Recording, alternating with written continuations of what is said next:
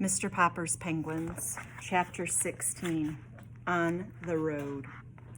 During the next day, there was much to be done at 432 Proudfoot Avenue. There were new clothes to buy for all of them and the old ones to pack away in mothballs. Then Mrs. Popper had to scrub and polish and straighten the whole place, for she was much too good a housekeeper to leave everything at 6s and 7s while the Poppers were away. Mr. Greenbaum sent them their first week's pay in advance.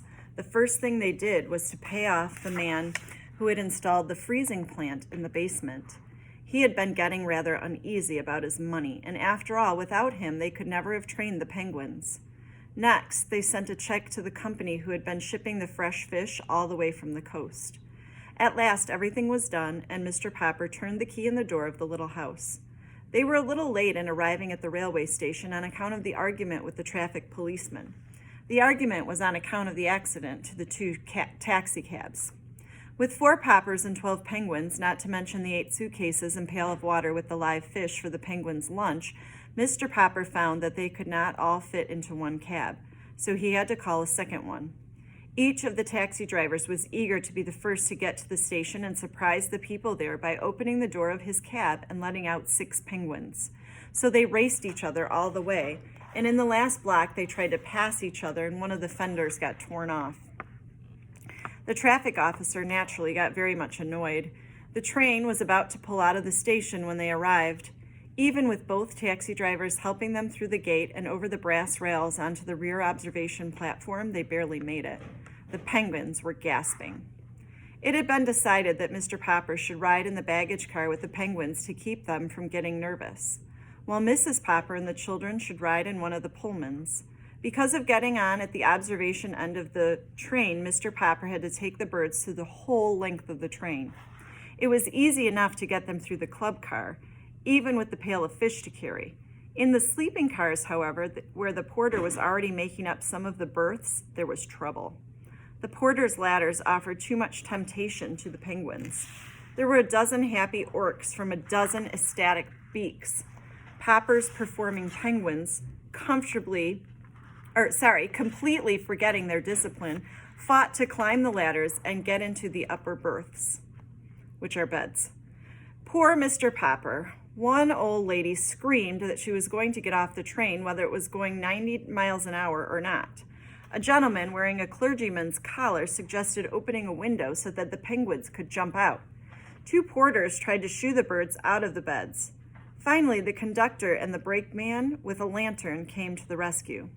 It was quite a while before Mr. Popper got his pets safely into the baggage car.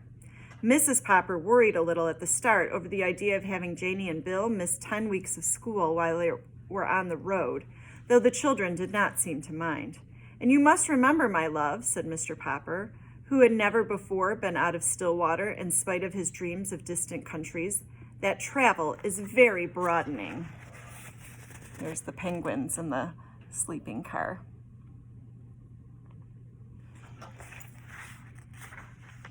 From the start, the penguins were a riotous success.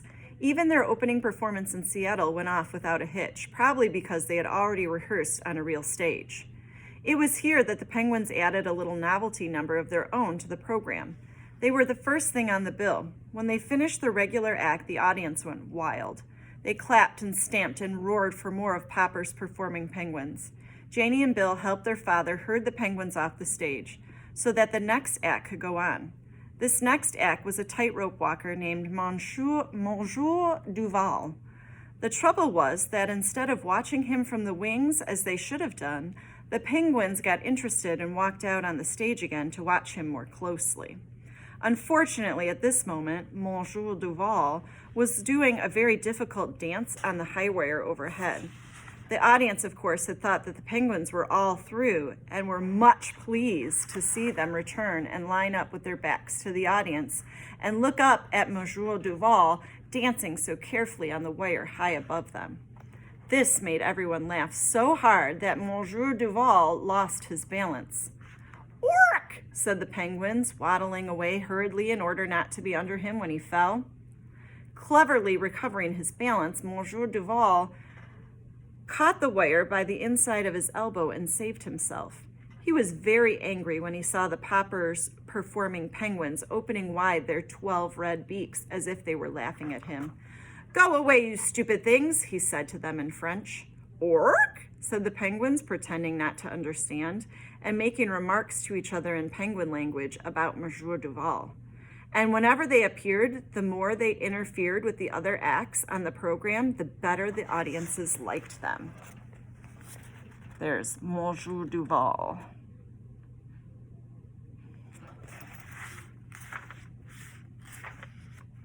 The end of chapter 16.